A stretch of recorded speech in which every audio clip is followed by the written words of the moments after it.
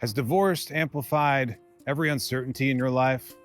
Does the lack of control and information lead you in a place of unknown?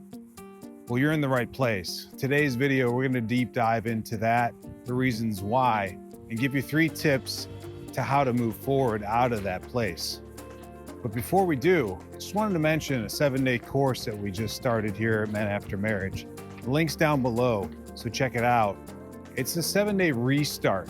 If you found yourself in divorce, you're probably a little bit shocked. You're probably a little bit unexpected to the circumstances that you find yourself. Well, the 7-day challenge, a 7-day reset, is a way to promote good, healthy habits, break old habits and cycles you don't want to continue anymore, and teach you things about yourselves and tools to move forward so that this never happens again. But back to the video, we'll touch on that more later. So, we were talking about those things in our lives that amplify uncertainties. And in divorce, that's pretty normal. The uncertainties are rampant. They're all around us. We can pick them out left and right. Matter of fact, most likely, you can't stop thinking about them. And that's all right. It happens to many of us. But today, we're going to talk about why that is and how to fix it. So, amplifying uncertainties. This could be the lack of information. But the problem is this typically leads to a place of not only amplifying the lack of information, but actually creating a fear inside of us that drives and moves us forward, and not in a good way, not in a positive way, not in one that we want to be in. Matter of fact, that fear is known as the fear of unknown. And it comes from all the unknown that happens in your life. It typically can be reissued, reinstituted from your childhood as well. So if you had a lot of unknown in your childhood, which is very common, if you had older brothers or sisters, older siblings, and you were kind of left in limbo a lot of times, the fear of the unknown is a very common thing. Maybe your parents were super busy and not able to be there 100% of the time. It's another place you can find the fear of the unknown in your childhood. Now that we've talked about some examples that may have provided you with the context of the fear of unknown, let's talk about why and how did it show up again? Well, in divorce, there's a whole lot of unknown, and we've touched on that. But when we get put back into those positions and places, when our world has changed so rapidly, and we find ourselves in a position to not have the answers or the life that we once had, it's very common for us to feel overwhelmed by the unknown. Here's the scary part. That fear of the unknown can compound. And years down the road, you can find yourself in positions where you're not going to the gym because you're not sure who's going to be there. You're not sure if it's going to be too busy or not busy enough. Maybe they don't have enough equipment or the right equipment. But here's the thing. You'll never know until you go. And that's what we're going to dive more into here, the tips and tricks to get out of it, to get out of this fear, to break away from it once and all, and to give you the tools. I know you're a man watching this video most likely, so you're going to have the tools to navigate out of that process so you never get here again. And so the fear of the unknown, it can keep us in a lot of things, in a lot of places. It can keep us stuck, but it also can put us in and keep us in unhealthy relationships. It can also help us avoid making new ones, whether that's jumping online, talking to the person that we want to when we're out and we're interested in, or whatever it may be. And lastly, not serving ourselves. The fear of the unknown can put us in a position that we don't feel comfortable to do the things necessary for our success. So now that we've talked about where it comes from, what it feels like and what it is, and how to navigate slightly out of it, let me give you some tools and how to really break free. So there's 3 steps here to break free from the fear of the unknown. Number 1, with every doubt, we have to ask ourselves if the opposite is true.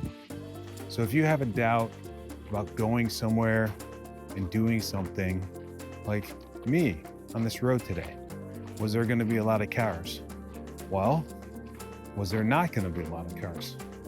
And more importantly, could I film regardless of if there was cars or not? Yes, I can. But that only came from coming out here and shooting video and realizing it didn't matter if there was a car or not. And that can be for any part of your life.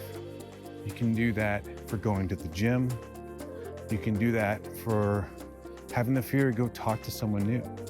Whether it's a cute girl somewhere you're at, or a guy that looks interesting to you that you think you connect with.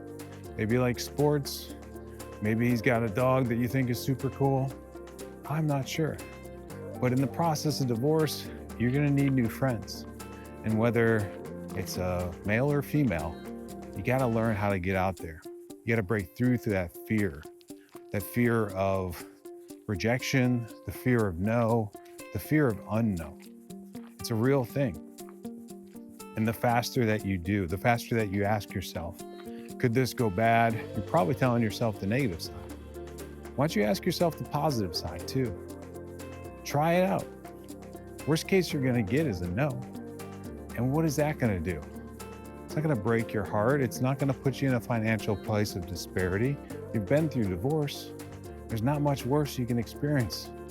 Get out there, try, fail, and it's not failure if you learn, and do it again, do it again, and do it again.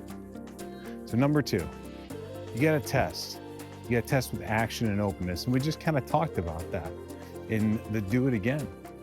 You gotta be open to the process here, open to both positive and negative, and it's perceived positive and perceived negative. Maybe it's a positive, the woman talks to you at the bar or the restaurant, or when you're out for a run or at the gym.